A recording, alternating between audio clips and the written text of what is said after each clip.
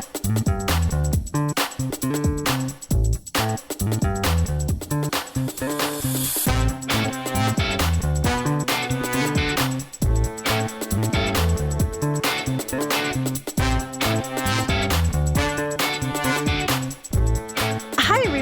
you for tuning in to the Postmodern Realities podcast from the Christian Research Institute and the Christian Research Journal. I'm Melanie Cogdill, managing editor of the Christian Research Journal. It's December 2020, and you're listening to episode 214, which is a discussion about the CBS All Access television series Star Trek Discovery and one of its characters, Captain Christopher Pike. On this episode, I'm joined by Cole Burgett, who is a recent seminary graduate and an author for the website Christ and Pop Culture. Cole has written an article for our Postmodern Realities column in the upcoming Volume 43, Number 3 issue of the print edition of the Christian Research Journal, and his article is called Star Trek's Christopher Pike, an Old-Fashioned Hero for Our Cynical Times. And you can read his article when you subscribe to the journal at equip.org. Cole, it's good to have you on. Well, thank you for having me. Well, as I mentioned, Cole has an article in our new print edition of the Christian Research Journal, which is volume 43, number 3.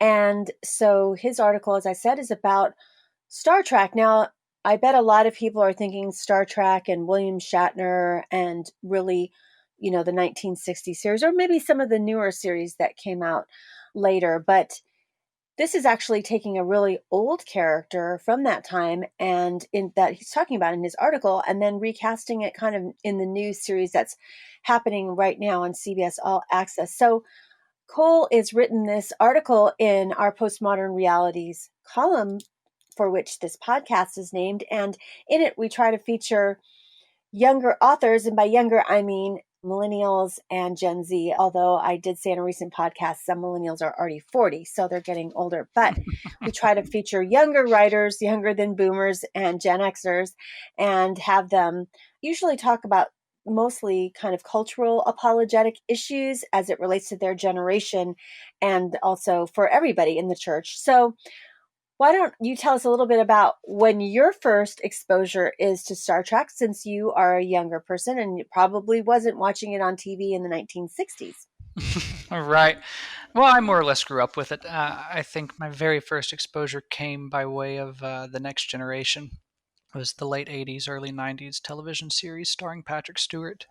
I can remember watching some of Voyager when it was originally airing, but I didn't really get into the whole universe that is Star Trek until later through DVDs and streaming services, things like that. I've never really been a diehard Trekkie, but I've had friends that are, so most of my continued exposure has really come from them. So right now there's kind of a revitalization of Star Trek, and you mentioned Patrick Stewart, and no one thought that they could ever convince him to come back into that universe, but of course he has. And for our listeners, we've done a podcast and an article on some of the new content on CBS All Access, and then we will link that in the show notes as well as on our website and in the description of the YouTube video of this audio, where you can link to some of our other coverage of Star Trek. But this particular character, Captain Pike, Chris Pike, was in the original series, as I mentioned, very, very early on, and now he's coming back into Star Trek Discovery. And so it's kind of interesting that they kind of put this character back into resurgence. So what compelled you to write this article? Because you're probably more familiar, as you just said, with some of the newer Star Trek series versus the real old ones in the 1960s when he first came into the universe. Mm-hmm. I guess there were a few factors that went into it. I think my headspace when I wrote the article, it actually had more to do probably with the Westerns. I know that seems pretty far removed from science fiction, but I guess what I correlated was these like old-fashioned hero types. In classic Westerns, good guys and bad guys are pretty clear cut, which by a lot of modern storytelling standards can seem trite or outdated. And even in the first season of Discovery, which I did enjoy, it played with subverting expectations by giving us these more morally gray characters. So I was pretty surprised with the second season and the introduction of Pike and that character and how his characterization channeled these older, more traditional, almost Western hero archetypes. And that was just something I guess I found compelling enough to write about. Well, that's really interesting in terms of, like you're saying, Western archetypes. Now, like we just mentioned, he is a classic character. So sometimes it's harder to recast these classic characters because people in their mind have like the particular actor or what they thought about the character when it was originally put into a series. So why do you think in particular that Star Trek Discovery's reimagining of Pike has been, met with success? Yeah, this is something I've thought a good bit about, and I think a few key factors play into it. Obviously, I guess the writing and character development are probably the two most critical things, but I also think casting. The casting played a large role in it. Casting Anson Mount as Pike was a wise decision. It's a bit of an unexpected choice, but I had watched him on the Western series, actually, Hell on Wheels, which was an AMC show, I think. So again, there's a pretty serious and overt Western connection, even with the choice of actor. And I think he's a pretty versatile actor, and he's pretty good. And I also think the way the writers sort of took a lesser known character's story and really turned what was originally a kind of, I guess, a tragic story or a story with a tragic ending into a pretty powerful redemption story with sacrifice at its core really helped. Those are pretty mythic, even biblical themes. And it certainly elevates the character from obscurity. And I think that plays a very important role in audience reception. So, in your article that you focus on Captain Pike, what makes you think that he's different than other pop culture heroes today? I mean, he's definitely different than the anti-heroes like Deadpool for sure. But what sets him apart from other pop culture heroes? Yeah. Well, your biggest pop culture heroes right now are pretty much I guess, the comic book heroes. You got guys like Batman or Captain America, something like that. And they're exceptional because they're either the smartest guy in the room or they're the strongest guy in the room, something like that. Pike, however, a little different. Pike doesn't possess superpowers in that respect. He's just a man, a fallible human being who chooses the right thing because it's the right thing, period. That kind of conviction, I think, is rare in characters these days. He also has this ability to kind of admit when he's wrong or is more than willing to hear the opinions of other crew members.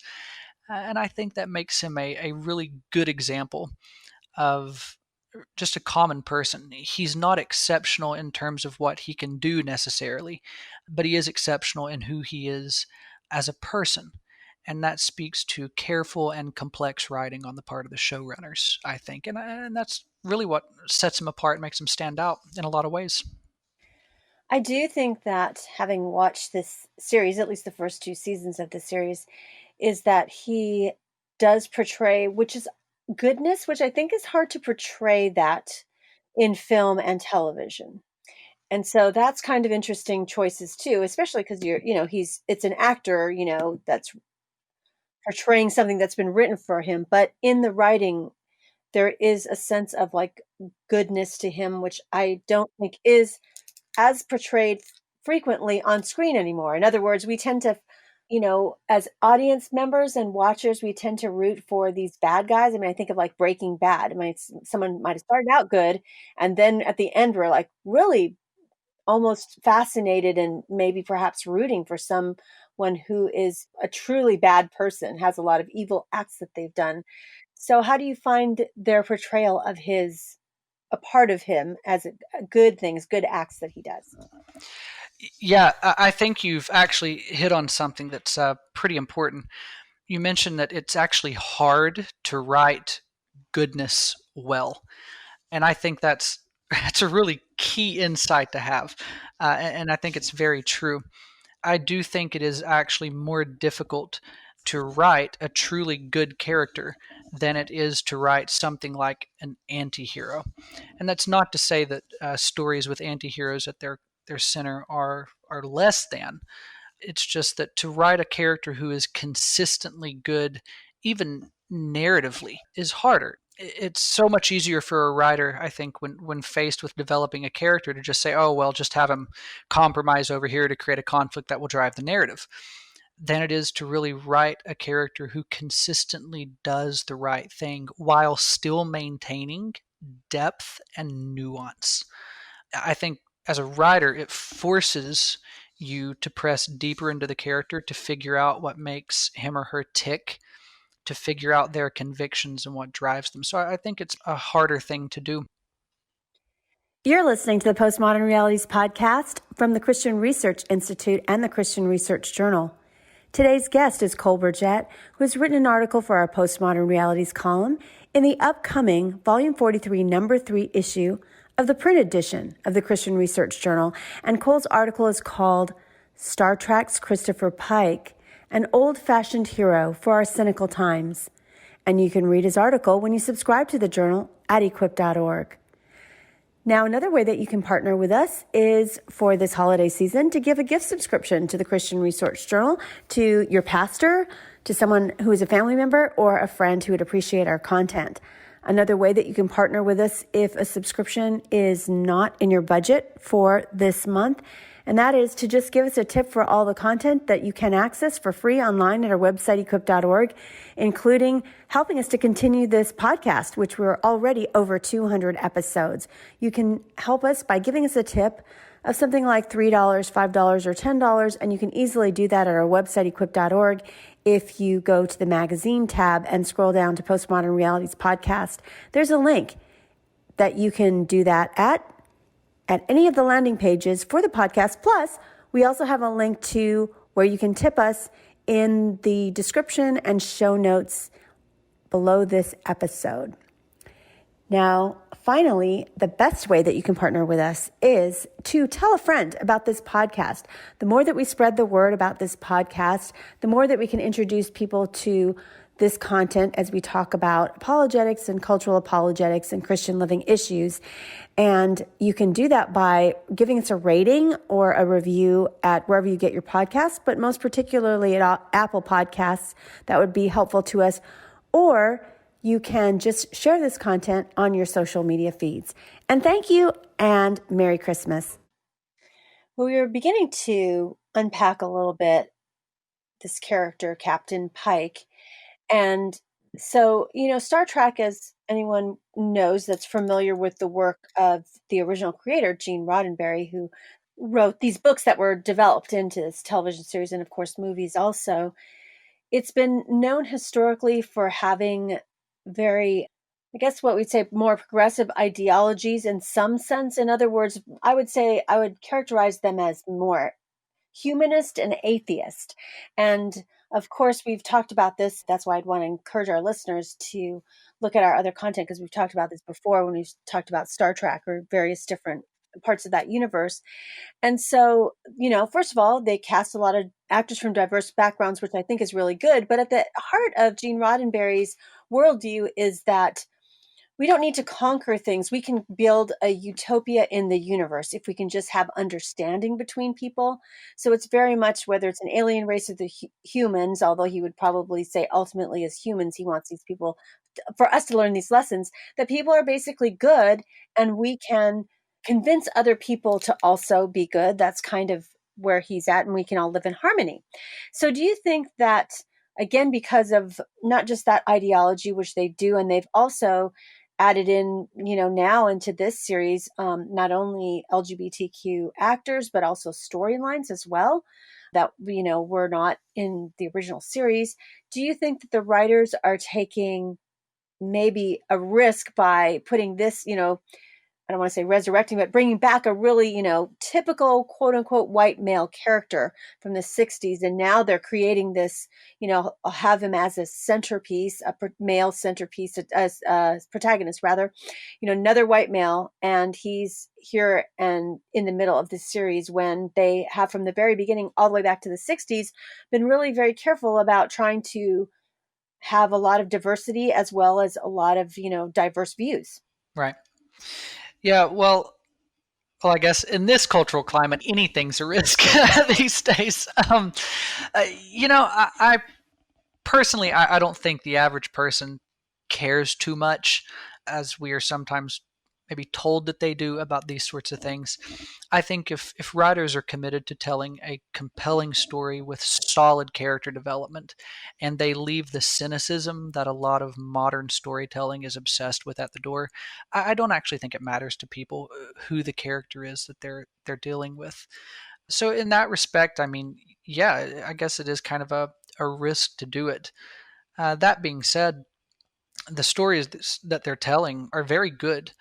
And even with the first season of Discovery, I know you said you watched the first one and the second one, you kind of see a contrast. And I thought that was a really, really brilliant way of doing it. And I think even in the early episodes of the second season of Discovery, they acknowledge it. The characters in the universe actually acknowledge what's happening. Where in the first season, you have this very sort of militant, aggressive type leader who's sort of the, I guess, everything wrong with what you would might call you, like you said, the quote unquote white male protagonist or white male captain leader type figure. And then Pike is sort of brought into the second season as this guy's antithesis. He's everything that this guy is not. And he's all of these traits done well. And I think that has really resonated with people. As far as I know, it was really sort of fan response that has led to the upcoming spin-off series, which Anson Mount will lead with Spock and number one characters returning for that. So, like I said, I think if the writers are committed to just telling a compelling story with solid character development, I don't think it really matters. So, currently, culturally, there is a lot of discussion about, quote unquote, traditional masculine or feminine values. We want to, and by we, I mean culture, do we want to continue to reinforce those things, whether it's through toys that children play because we want things to not be associated with a particular gender? And even for many people in culture, they would even question if there is such a thing as male or female in terms of gender.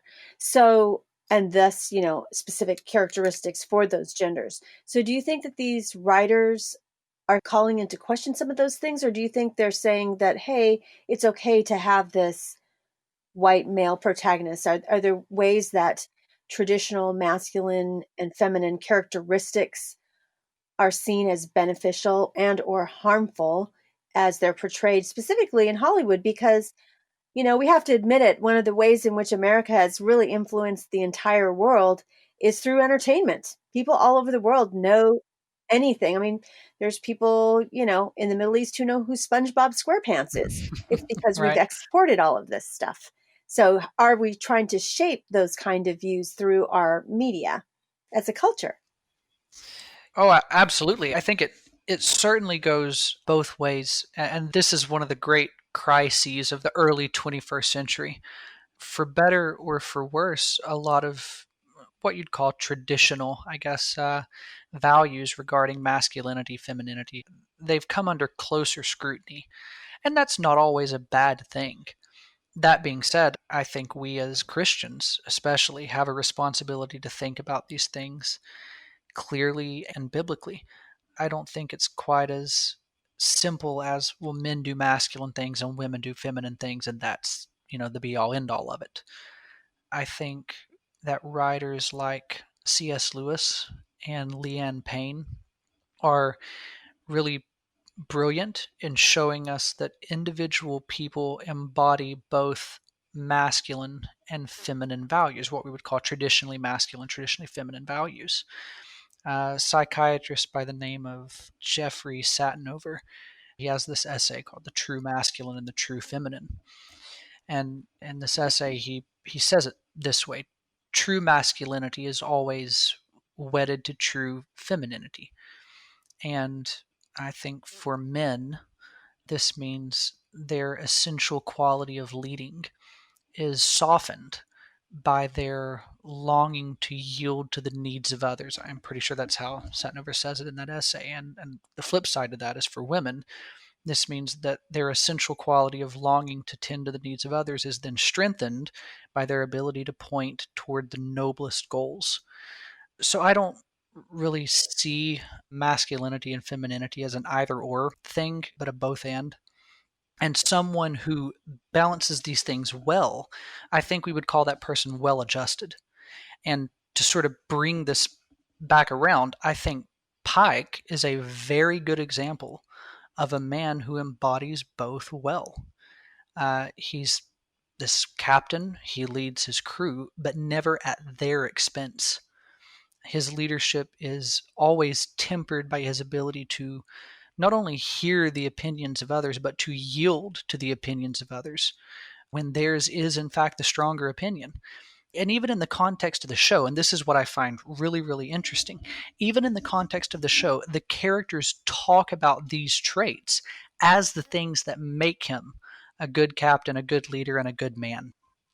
So, do you think that, as far as Hollywood is concerned, do you think some of these traditionally masculine characters are kind of dying out in our portrayal of them in pop culture? Like you mentioned earlier, just the idea of a Western. So, for most of us, even I don't think I've ever seen a John Wayne movie, but that traditional Hollywood John Wayne, showdown at the OK Corral type of a character is part of just, American culture. And so do you feel like there's less of those? Do you see pop culture and there's less of those kinds of heroes and characters these Hmm. days? Uh, Nowadays, yes, but when it comes to storytelling, nothing ever really goes away. You know what I mean? These things always come back repackaged somehow. I know you and I have talked some. One of the most popular shows on right now is The Mandalorian, which is really just a glorified Western with laser guns. But what you do see, I think, is a very different kind of Western hero archetype that emerges. The Mandalorian is far less John Wayne, to use your example. He's far less John Wayne or Gary Cooper than he is Clint Eastwood, who was brilliant in how he reimagined the Western and the sort of classic cowboy archetype. He took the straight laced heroic archetype that we sort of associate with John Wayne and Gary Cooper, and he turned it into something like an anti-hero. And it worked. Don't get me wrong, it worked. However, I think we do see less and less of that more original heroic archetype in pop culture today. And I think the reason for that is, as you said earlier, their stories are much harder to tell. It is harder to write a truly heroic character than it is to write a morally compromised or a fatally flawed antihero, because goodness is always the harder thing to do well. This is why nobody can seem to get a Superman adaptation right. It's harder to write truly good men well. It's why we have dozens and dozens of anti-heroes in front of us, but you don't really find many characters like, Atticus Finch from To Kill a Mockingbird, or Will Kane, who was in High Noon. You just don't really find these characters in pop culture anymore. It seems like that's really true because, what's being really popular, even at the box office, in terms of numbers is like Deadpool, and he's very much of an anti-hero. And I will also link to that. We did do an article about different, anti-heroes, mainly in the Marvel universe. And I'll have that in the show notes as well. But, as you were mentioning, and you mentioned in your article, that we have this kind of rise of the anti-hero in pop culture right now. And, you know, obviously Pike is somebody super different from those anti-heroes, but why would we want to root for him? Because normally, we're just trying to figure out, oh, what's Walter White going to do next in Breaking Bad? And we like that. Or we just like this idea of, oh, we're rooting for, I always think of, a lot of the new films that are about, bank heists. Well, the main characters were, Ocean 7 or 8, 9, or however many they're up to now. We're just rooting for the bad guys to steal stuff. And so what makes him so compelling as a good guy that we want to root for, as opposed to, hey, let's see what, like I said, Walter White's up to in Breaking Bad? Yeah, I agree. We are very much in a culture that is obsessed with anti-heroes, or what used to be called Byronic or tragic heroes. And to be completely fair, I don't think this is a new phenomenon. These types of characters, these anti-heroes, they do have their roots in classic mythology. I mean, the Iliad begins with the narrator invoking the goddess to sing about the wrath of Achilles, and the idea being that there's always a character flaw that ultimately becomes a hero's undoing. Achilles had his heel, and his rage blinded him. TV shows like Breaking Bad, you mentioned, or even from what little I know about it, Game of Thrones, both of which have dominated the zeitgeist in recent years, are full of these types of anti heroic characters. And something that has sort of interested me as I've studied, mythology, which in a lot of ways does sort of lay the foundation of just Western storytelling in general.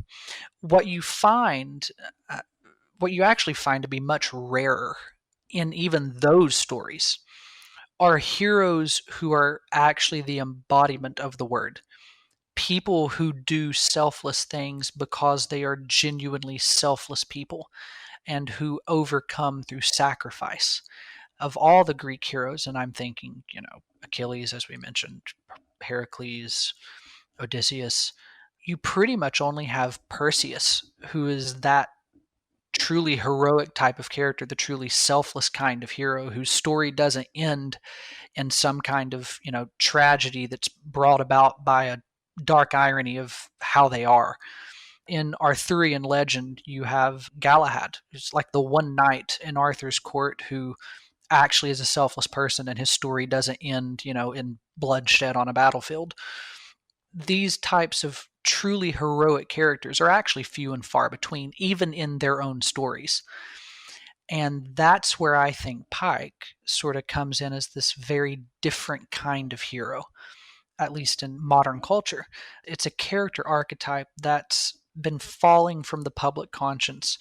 Really, I think with the decline of the Western genre, you really don't find these types of characters outside of the Western genre. And so I do think there are differences, but they both sort of have their roots in mythology. And, part of what we do on this podcast, especially as we cover pop culture, is to say, well, how is this significant for the Christian, or how should the Christian think about this, either using it in apologetics or to understand our culture better, to be able to reach out to people.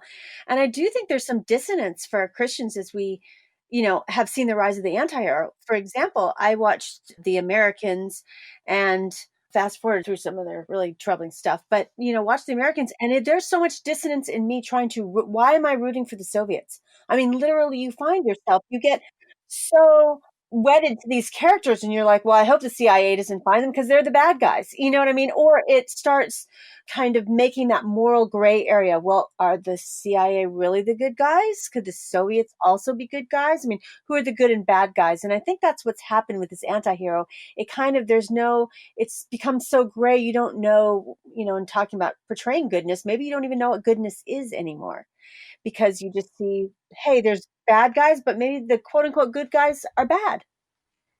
Yeah, you're aiming, I think, in the right direction, or the scary direction of where things go. And as Christians, we do have to sort of ask these questions. And I think you want to get down to brass tacks. I mean, Star Trek has always kind of been one of those shows that, I think kids sort of, you grow up on it. All of my friends who are diehard Trekkies grew up with it. Discovery is one of those shows that I don't know that I would be comfortable telling someone, hey, let your kid watch this, even though it has this really great character in it. You do have to kind of wrestle with what is the story, what is the plot doing that sort of tells us how the writers are thinking about this and the point they're making through what they're saying, what the characters say, and what they're doing. And the question that you raised, I think, is the question that we have to ask, because I think it's what we are sort of in danger of in this culture, where we are obsessed with anti-heroes who do serve a purpose, so long as we don't come to see what they're doing as good. That's the tension, and that's the thing we have to, I think, talk about, and as Christians think very seriously about. It's a very compelling thing to watch characters sort of waffle between right and wrong, good and bad. But when the narrative of the show or the book or whatever it is, when the narrative of the story loses focus on what's good, we're suddenly having to ask whether or not they even know what's good anymore. And if we take away that, if we, the irony with the anti-hero is that you're not supposed to agree with what they do in the end. They're supposed to be lessons to us, right? The whole point of Achilles' story is, yeah, he was a great heroic figure, but his rage is what undid him. Don't be like Achilles and his rage. That's sort of the way the narrative teases that out. And when you lose sight of that, or if you really run the risk of what we do in our culture, you mentioned Deadpool, and this is sort of my, I don't want to say gripe because it's not really what it is, but my concern with those types of films, those types of characters, is when I have conversations with my friends who go and watch these movies and they walk away sort of, in a sense, celebrating the character. And I'm going, well, I don't know that that's the point of the story you've watched. I don't know if that's the point of the character to be celebrated. Maybe the character is a warning, is telling you what not to be. But it's very easy to confuse those things. So, in your article, you draw this connection between Captain Pike's story in Discovery and kind of him as like a Christ-like figure. And so, do you think? I mean, I have a hard time believing that it was intentional on the part of the show's writers because I don't really think that many of them, maybe, I don't want to make a blanket statement that most people in Hollywood haven't read the Bible, but there's probably a good majority of them that haven't. So, do you think it was intentional where there's these very clear, kind of like Christ like moments in the Mm-hmm. series? Yeah, to a degree, yes. But I want to say that I do agree with you wholeheartedly. I do think these things sort of come out unintentionally, and I don't know that we can ever actually gauge which is what or what degree that is. But I think to a degree is some of it intentional, at least with Pike and the way the plot sort of unfurls regarding his character. Yeah, I think the episode where he actually makes his big sacrificial decision, I think it's actually titled Through the Valley of Shadows, which is a very obvious nod to Psalm 23:4. So here's how I'll say this when I say I think it's intentional. What I mean by that is I think the show's writers probably understand the power of the imagery and the symbolism. They understand the power of sacrifice, which is just good storytelling, right? That's a mythic theme. It's a biblical theme. It grabs people in all the right ways, and I think they understand that. I don't think they sit there and draw one-to-one parallels between, Christopher Pike and Jesus Christ. But I do think they understand the power of the imagery and the power of that type of story. And I think that's probably what they employed. But again, I'm like you. I don't want to make blanket statements. And I would say too that, I mean, this is another conversation, but when you think of the works of Tolkien, his Christian worldview came out very clearly in it, and it has a huge impact in culture. And it could be that unknowing to them that they recall some of this imagery, which is very clear with biblical weight in terms of prophet, priest, and king, as we look in those themes within Tolkien's work, specifically Lord of the Rings. And so maybe they recall, well, I'm remembering Tolkien, it was kind of this. I don't know. I don't want to read into it, but I'm just saying there are Christian artists who have their worldview has so naturally come through their work that we've seen some of these types of representations in pop culture in terms of other shows or books even. Yeah, yeah. You push it far enough, and like you said, it's almost a different conversation altogether. But it's a very fascinating conversation and an important conversation. And the words you used were read into, and that's the danger, right? You sit and it's almost like playing with fire. You don't want to read too much into something. But I think the question that we almost have to ask is, well, what do we get out of it? If we're not reading into it, if we just follow the narrative, what is the narrative itself saying? And I think you're absolutely right. They sort of, even maybe unintentionally or even unknowingly, they catch the power of the story, of that type of story, of the imagery. And it does come out. I know C.S. Lewis talks, for the life of me right now, I'm trying to do this off the cuff. I can't remember where he talks about this. I wish I could. But he does talk about how these things do sort of come out, however unintentionally, in the writing. And so I think you're very right. Well, in your article, you also talk about the dangers of sentimentality. And so I also want to say, as we think about masculinity and femininity, and specifically for Christians, as they think about those in a biblical sense, we don't want to take a cultural view of what those are, not a biblical view, and say, oh, that's what defines, right, somebody who's masculine. And I think of that because it's December, as I mentioned in my intro. And just so people know, although we did get a lot of negative comments too that they didn't agree with us. But last December we covered Hallmark Christmas movies and should Christians be watching them? Two of us, two women, we talked about it, and in those, I would say, as you know, just to have people press into that, is it does give. Speaking of white male and white men and women, not just that, but just putting out there a cultural stereotype of masculinity that might not be biblical or that is not biblical, and that includes even when we talk about, you know, quote unquote white male characters that are sentimental. I tend to think of those 1960s, or I'm not sure when they were on, like Leave It to Beaver kind of, you know, or you know, My Four Sons or whatever that was. I didn't watch any of those shows, so I might not be remembered the titles exactly. My Three Sons, I think.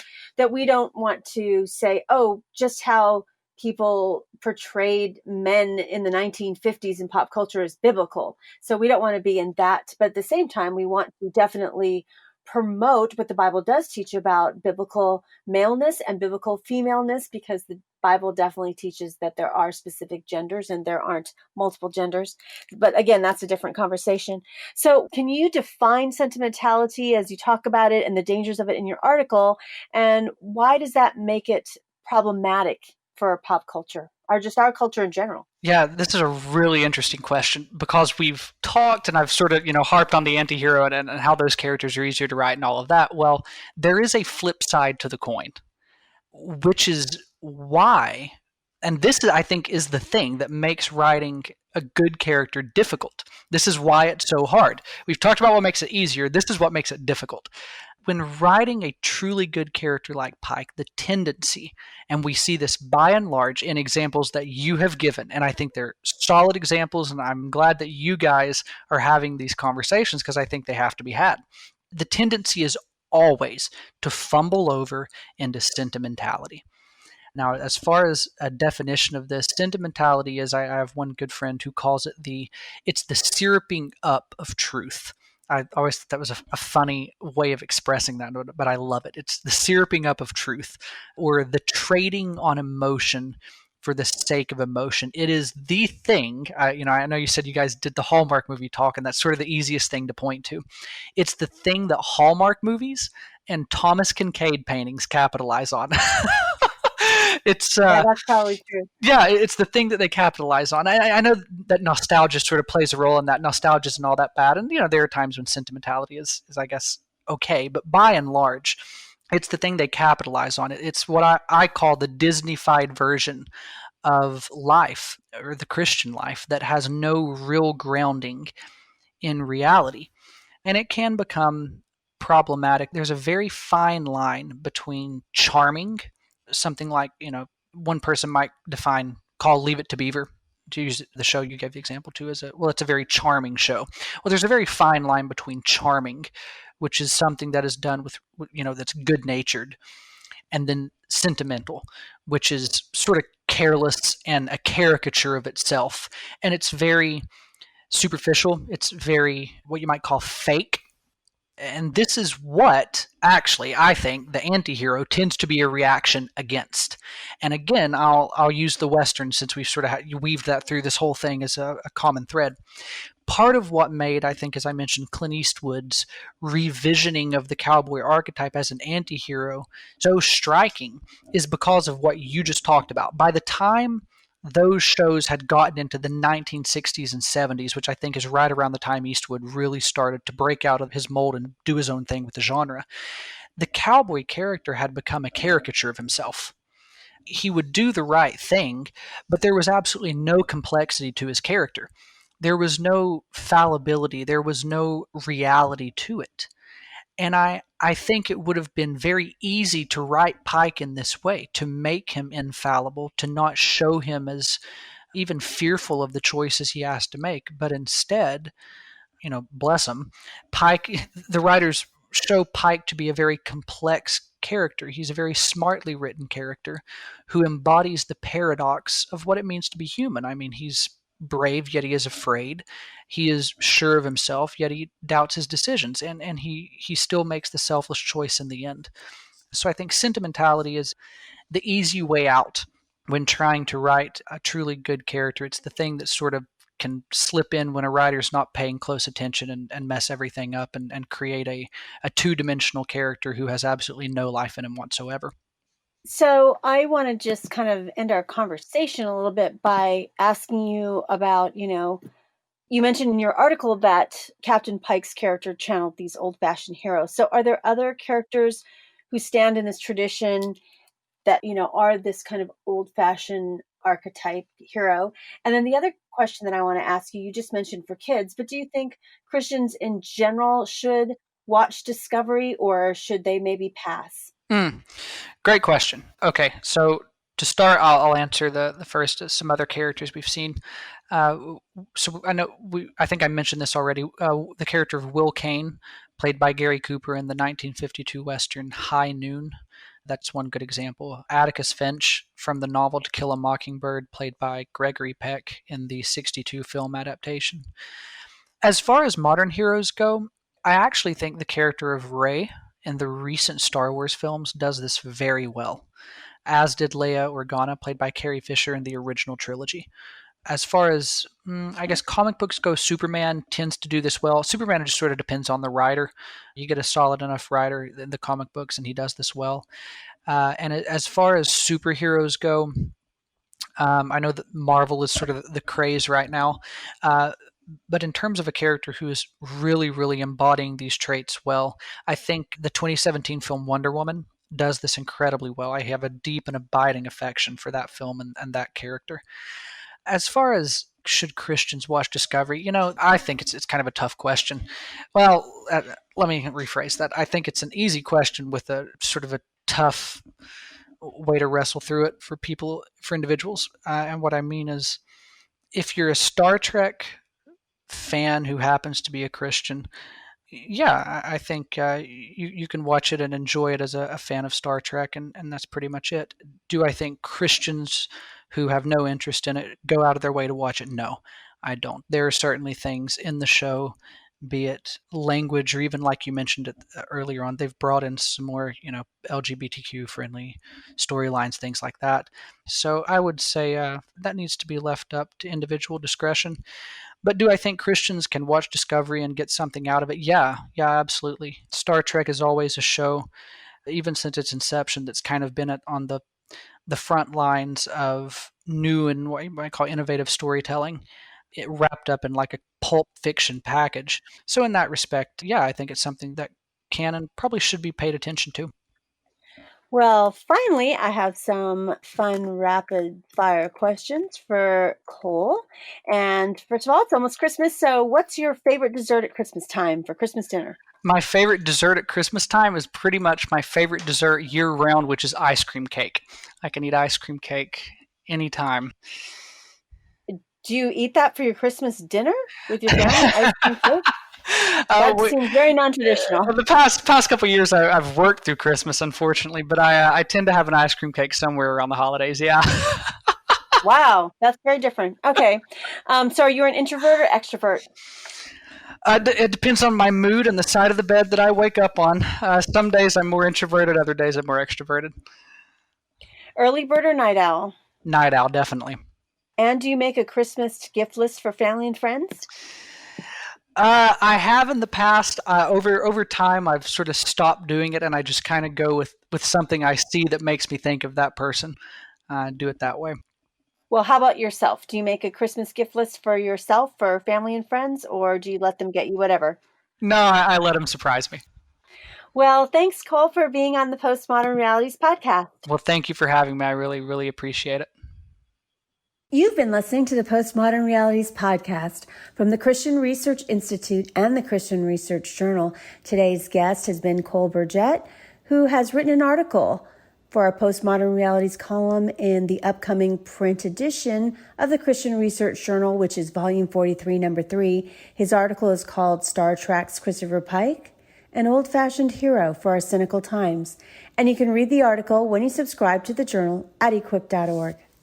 We'd like to hear from you, so connect with us on social media. Like the Bible Answer Man Facebook page and follow CRI, Christian Research Journal, Hank Hanegraaff, and the Bible Answer Man on Twitter. And please subscribe to the Bible Answer Man channel on YouTube. If you like this episode, please subscribe to the Postmodern Realities podcast on iTunes, and please rate and review our podcast. When you rate and review our podcast, it helps others see our content. And please share this episode on your social media accounts. Be sure you tune in daily to the Bible Answer Man broadcast hosted by CRI President Hank Hanegraaff, who answers your questions live on air. To ask Hank a question, call 888-ASK-HANK, Monday through Friday at 6 p.m. Eastern Time. In addition, head to iTunes and subscribe to Hank Unplugged, Hank's audio podcast. Follow Hank off the grid, where he has in-depth conversations with some of the brightest minds discussing topics you care about. So until our next Christian Research Journal author conversation, thanks for listening to the Postmodern Realities podcast.